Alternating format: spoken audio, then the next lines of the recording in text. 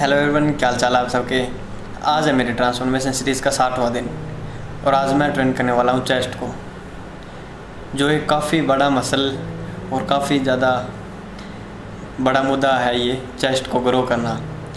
क्योंकि हम सभी देखते हैं कि बहुत सारे ऐसे जने होते हैं जिनकी चेस्ट ग्रो नहीं हो पाती है, चाहे वो कितना भी वर्कआउट लगा ले, कोई भी एक्सरसाइज कर ले, ग्रो नहीं हो पाती इन द सेंस कि जितनी बड़ी वो चाहते हैं उतनी बड़ी ग्रो नहीं होती। ग्रो होती है, मैं ये डिनाई नहीं कर रहा कि 0% होती है या 10 या 5% नहीं, 20-30% ग्रो हो जाती है, लेकिन पीछे वाला जो 70% है ना, उसको कवर करना महाभारत हो जाती है सबके लिए।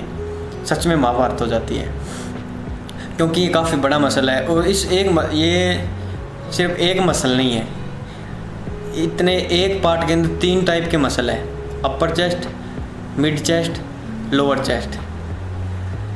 ये 3 पार्ट होने की वजह से इनको डिफ़िकल्ट इतना हो जाता है ट्रेन करना, क्योंकि कई बार हमें समझ नहीं आता है कि कौन से पार्ट को हमने ज़्यादा ट्रेन करना चाहिए, अपर को करें, मिड को करें या लोअर को करें। ये मिसअंडरस्टैंडिंग रहती है हर एक बंदे के दिमाग के अंदर। मिसअंडरस्टैंडिंग नहीं, कि कन्फ्यूज़न रहती है। हाँ, ये वर्ड अच्छा है। हाँ, मिसअंडरस्टैंडिंग ये कैसी होगी यार, क्या कुछ भी बोल देते हैं। कन्फ्यूज़न रहती है कि अपर ज़्यादा दिखेगा, शो करेगा, मिड करेगा या लोअर चेस्ट करेगी। तो ये कन्फ्यूज़न मैं दूर कर देता हूँ कि वैसे तो हमारे तीनों मसल, जो हमारे चेस्ट के जो तीनों पार्ट हैं, उन तीनों को हमें ट्रेन करना चाहिए। इस कन्फ्यूज़न को मैं दूर कर देता हूँ।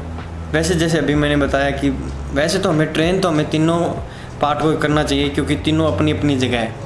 कोई ऐसा थोड़ी है कि हम एक पार्ट को ज़्यादा ट्रेन कर लेंगे तो बाकी जो बचे 2 पार्ट है वो अपने आप कवर हो जाएंगे उस एक पार्ट के पीछे। नहीं, ऐसा कभी भी नहीं होता है। ट्रेन हमें हमेशा ही तीनों को बराबर करना पड़ेगा, चाहे वो मिड हो, अपर हो या लोअर हो।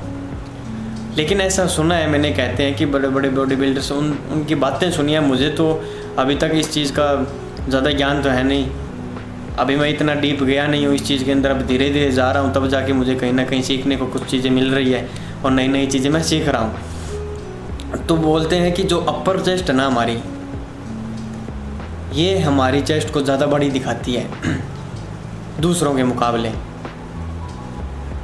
जैसे कि मिड चेस्ट है या लोअर चेस्ट है, इन दोनों पार्ट्स के अलावा, इन दोनों पार्ट्स को छोड़ के जो हमारी अपर चेस्ट है ना, ये हमारी चेस्ट को हमेशा ही बड़ा दिखाती है। जब भी हम इसको फ्लैक्स करें या हम टी-शर्ट शर्ट खोल के हम जब भी शीशे के सामने खड़े होते हैं, तो हमारा जो अपर चेस्ट है वो हमारी चेस्ट को ज़्यादा ग्रो दिखाता है और ज़्यादा शो बनाता है, सुंदर बनाता है। तो इसलिए कहीं ना कहीं हमारे दिमाग में ये बातें सुन के ऐसा कभी आ जाता है कि फिर तो हमें अपर चेस्ट को ज़्यादा ट्रेन करना चाहिए। नॉर्मल सी बात है कि अगर बड़े बड़े बॉडी बिल्डर्स ऐसी बातें बोलते हैं कि हमारे अपर चेस्ट को ज़्यादा ट्रेन करना चाहिए, फिर मिड को और लोअर के ऊपर हमें कम ध्यान देना चाहिए, इन चीज़ों को छोड़ के,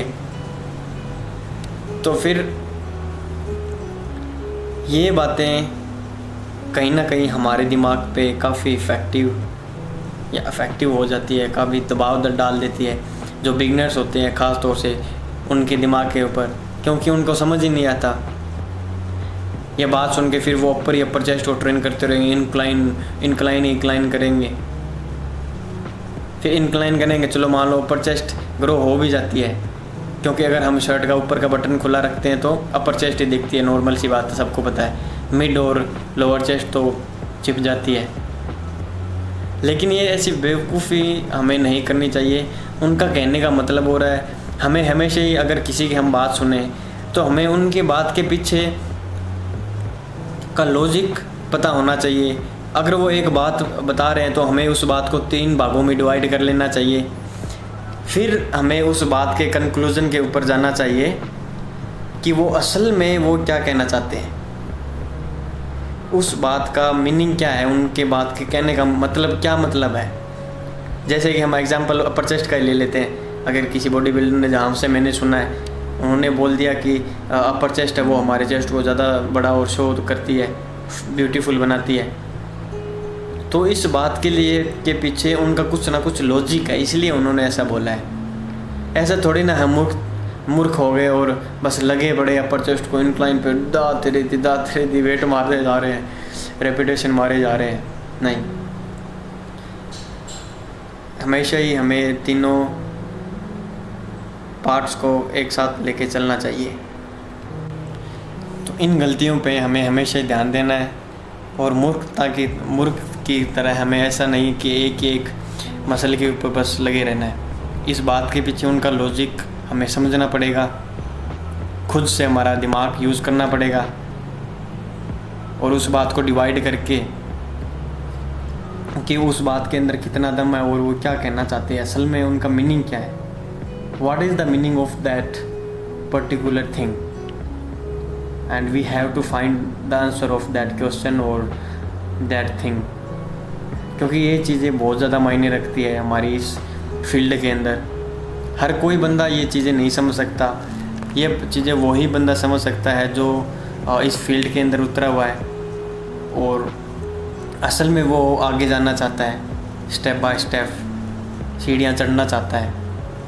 कोई जल्दी नहीं है, धीरे धीरे चढ़ना चाहता है, वेरी स्लो स्लो स्लो। वो बंदा इन चीज़ों को समझ सकता है बहुत अच्छी तरीके से, क्योंकि वो अपना माइंड यूज़ करेगा, ना कि गधों की तरह या अनपढ़ों की तरह बस लगा रहेगा। बात सुनेगा, नॉलेज गेन करेगा, लेकिन बात का डिफ्रेंशिएट निकालेगा, उसको डिवाइड करेगा, उसके बाद उसके लॉजिक ढूंढेगा, फिर जाके अपने खुद के ऊपर इम्प्लीमेंट करेगा।